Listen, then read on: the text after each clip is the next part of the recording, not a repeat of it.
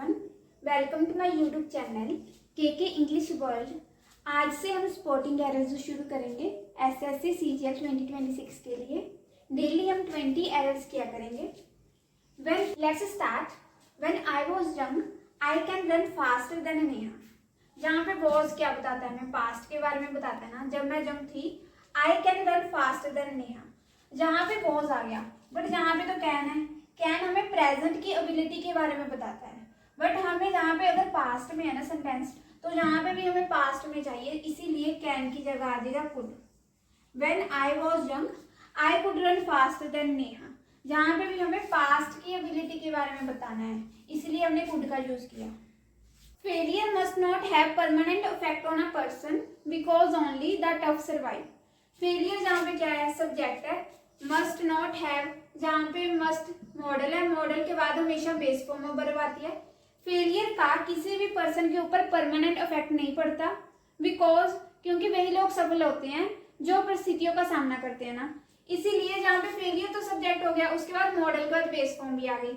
जब परमानेंट है, परमानेंट जहाँ पे एडजेक्टिव है, तो एडजेक्टिव के बाद हमेशा क्या आता है, नाउन आता है। बट जहाँ पे AFFECT इफेक्ट है, जे क्या है, जे वर्ब है, बट हमें क्या चाहिए, नाउन चाहिए, इसीलिए EFFECT वाला इफेक्ट आएगा। जे इफेक्ट नाउन है। जो AFFECT इफेक्ट है, जे हमें कॉज के बारे में बताता है, बट हमें जहाँ पे फेलियर का रिजल्ट बताया हुआ है, इसीलिए EFFECT इफेक्ट आएगा। हमें जहाँ पे रिजल्ट की बात करनी है, नाउन आएगा, वर्ब नहीं आएगा। The old lady prayed that he may live long. जो ओल्ड लेडी थी उसने प्रे की थी कि वो लंबा जिए। जहाँ पे वर्ब की सेकंड फॉर्म आई, वर्ब की सेकंड फॉर्म हमें क्या बताती है कि जो सेंटेंस है वो पास्ट में है।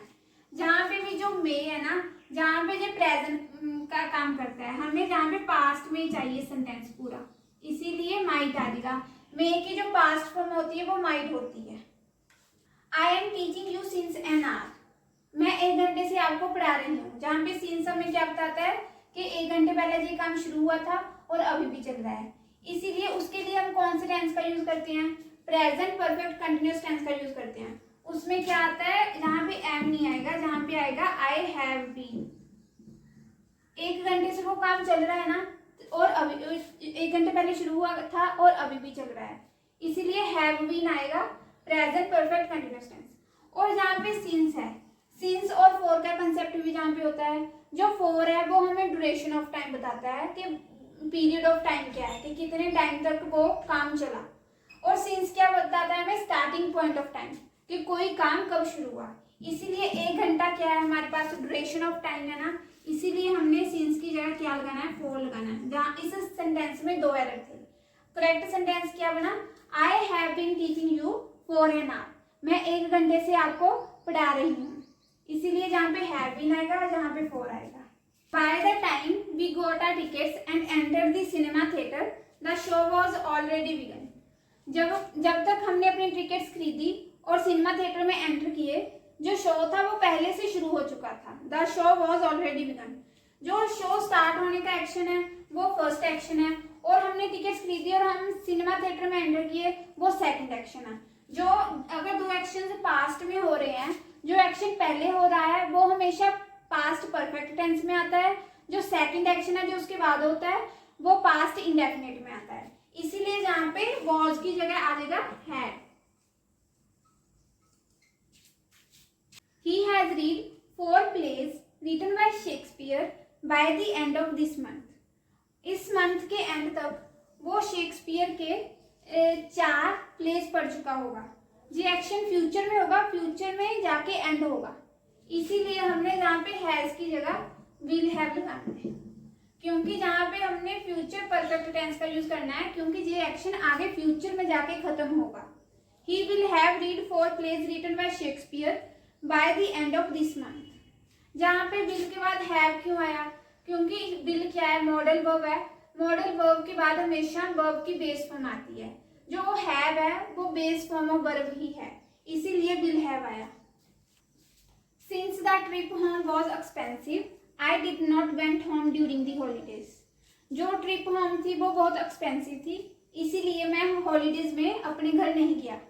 जहाँ पे डिड क्या बताता है, हमें पास्ट के बारे में बताता है, और डिड के बाद कभी भी वर्ब की सेकंड फॉर्म नहीं आती, हमेशा वर्ब की फर्स्ट फॉर्म आती है डिड के बाद, इसीलिए जहाँ पे गो आएगा। Since the trip home was expensive I did not go home during the holidays. Believe me I am believing you what ever you have said. यकीन मानो जो आपने बोला है उस पर मैंने यकीन कर लिया। बिलीविंग कभी भी आईएनजी फॉर्म में नहीं आता, इसीलिए जहाँ पे एम बिलीविंग की जगह आएगा बिलीव। कुछ वर्ब्स ऐसी होती हैं जो आईएनजी फॉर्म में और कंटिन्यूएशन फॉर्म में नहीं आती, जैसे वर्ब्स ऑफ सेंसर्स, उसके बाद वर्ब्स ऑफ थिंकिंग प्रोसेस, इन सब में आईएनजी फॉर्म में वर्ब्स नहीं आती। I am happy, amn't I, जी क्वेश्चन टैग का एरर है, जहाँ पे एम है, जहाँ पे हमने उसकी कॉन्ट्रैक्टेड फॉर्म एम है, बट कभी भी एम की कॉन्ट्रैक्टेड फॉर्म नहीं होती, इसीलिए जहाँ पे आएगा आई am happy, aren't I. Question tag में जो अगर सेंटेंस आगे वाला सेंटेंस पॉजिटिव है तो क्वेश्चन टैग में हम उसको नेगेटिव में ले जाते हैं, अगर यहाँ पे नेगेटिव है तो जहाँ पे हम पॉजिटिव क्वेश्चन टैग लगाते हैं, हमेशा उसके अपोजिट होता है। बट जो टेंस है ना वो हमेशा सेम रहता है। अगर जहाँ पे आगे प्रेजेंट टेंस होता तो क्वेश्चन टैग में भी हमने उसका टेंस चेंज नहीं करना, हमने वही टेंस रखना है जो सेंटेंस में था। Neither of them are going to attend the party. Neither of का क्या मतलब होता है? दोनों में से कोई भी नहीं। Not either of the two things or people. इसीलिए हम neither of मतलब दोनों में से कोई भी नहीं ना, इसीलिए neither of them के बाद जहाँ पे हम कभी भी ये वर्ब नहीं आएगी, हमेशा सिंगुलर वर्ब आएगी is. Neither of them is going to attend the party. He is one of the tallest boy in the class. वो अपनी क्लास में लंबे लड़कों में से एक है। जहाँ पे वन आ गया, हमने बहुत सारों में से एक की बात की होगी, तो इसीलिए जहाँ पे जो बॉय है ना, जहाँ पे बॉयज आएगा, he is one of the tallest boys in the class. हमने किसी एक की बात की है बहुत सारे लड़कों में से, इसीलिए जो वन ऑफ के बाद हमेशा जो नाउन आता है ना वो हमेशा प्लूरल नाउन आता है। इसमें एक चीज और देखो, जो कभी भी सुपरलेटिव डिग्री हो ना उसके बाद हमेशा आर्टिकल दा का यूज होता है। Many a boy have not done their work properly. Many a के साथ हमने बॉय का यूज किया है, ठीक है, सिंगुलर नाउन है। Have not done their work properly, अगर जहाँ पे सिंगुलर है तो हमने जहाँ पे भी हैज लगाना है, हैव नहीं आएगा, क्योंकि जो सिंगुलर सब्जेक्ट होता है हम उसके साथ हैज का यूज करते हैं। Many a boy has not done, उसके बाद जहाँ पे जो देयर है जहाँ पे भी हमने हिज लगाना है, जहाँ पे जो हिज है जहाँ पे जो पोजेसिव एडजेक्टिव है, इसीलिए अगर जहाँ पे सिंगुलर है तो जहाँ पे भी हमने हिज लगाना है, देयर नहीं लगाना। अगर जहाँ पे मैनी बॉयज होता तो हम लगा देते many boys have not done their work properly, फिर आता। बट जहाँ पे हमने सिंगुलर सब्जेक्ट है ना तो जहाँ पे भी हमने सिंगुलर वर्ब कर देनी है और सिंगुलर ही एडजेक्टिव कर देना है। It is I who is to blame for this bad situation. अगर हमने सब्जेक्ट और वर्ब को रिलेटिव प्रोनाउन के साथ लिंक किया ना, जोड़ा, तो हम जहाँ पे जो वर्ब आई है ना वो हम इसके अकॉर्डिंग देखेंगे जो एंटीसीडेंट होता है रिलेटिव प्रोनाउन का, इसीलिए जहाँ पे अगर यहाँ पे आई है तो जहाँ पे हम एम लगाएंगे। It is I who am to blame for this bad situation. 10 miles are a long distance to cover on foot.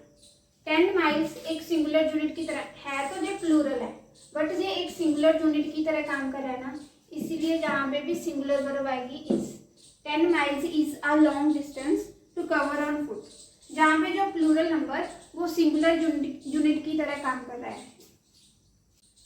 Either my colleague or a peon are coming home with the material today. अगर हम दो subjects को either and or के साथ जोड़ते हैं ना तो जो वर्ब होती है ना उसके बाद वर्ब आती है वो हमेशा नियरेस्ट सब्जेक्ट के अकॉर्डिंग आती है। जो आर का इसके बाद जो वर्ब है उसका नियरेस्ट सब्जेक्ट कौन है, आ पीएन है ना, इसीलिए वर्ब भी इसी के अकॉर्डिंग आएगी। अगर ये सिंगुलर है तो जहाँ पे भी सिंगुलर वर्ब आएगी इज आएगा।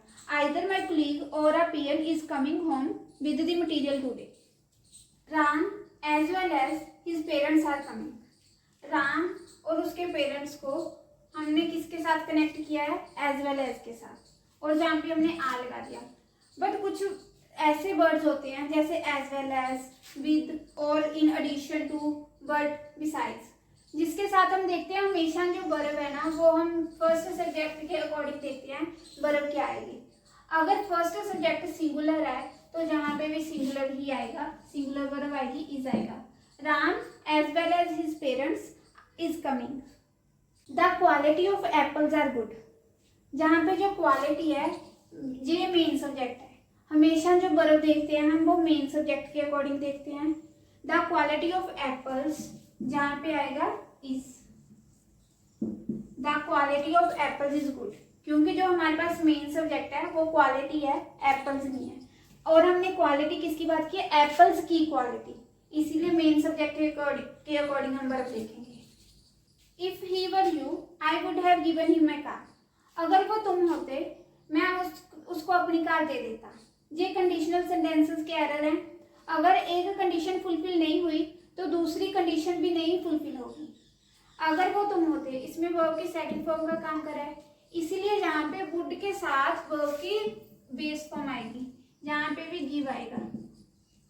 अगर टाइप थर्ड होती तो जहाँ पे हम वुड के साथ हैव लगा के वर्ब की थर्ड फॉर्म लगा सकते थे, बट ये टाइप 2 का एरर है। अगर जहाँ पे वर्ब की सेकंड फॉर्म है तो हम जहाँ पे वुड के साथ वर्ब की बेस फॉर्म लगाएंगे। If I had known him I would allow him to enter my house. अगर मैं उसको जानता होता तो मैं उसको अपने घर में एंटर करने के लिए अलाउ कर देता। जहाँ पे हैड के साथ वर्ब की थर्ड फॉर्म लगी हुई है, इट मीन्स ये टाइप 3 का कंडीशनल सेंटेंस है। इसमें हम अगर इफ के साथ subject plus had plus verb की थर्ड फॉर्म हो तो आगे वाले सेंटेंस में हम वुड के साथ हैव प्लस वर्ब की थर्ड फॉर्म लगाते हैं। हैव प्लस वर्ब की थर्ड फॉर्म, जहाँ पे अलाउ की थर्ड फॉर्म क्या बन जाएगी, अलाउ, इसीलिए जहाँ पे अलाउ नहीं आएगा। If I had known him I would have allowed him to enter my house. अगर इफ के साथ सब्जेक्ट लगा के हम हैड प्लस वर्ब की थर्ड फॉर्म लगाते हैं तो उसके आगे वुड हैव प्लस वर्ब की थर्ड फॉर्म आती है। इस सेंटेंस में क्या एरर है, write in the comment section. Thank you for watching this video. Please like and share the video and subscribe my channel KK English World. Thank you.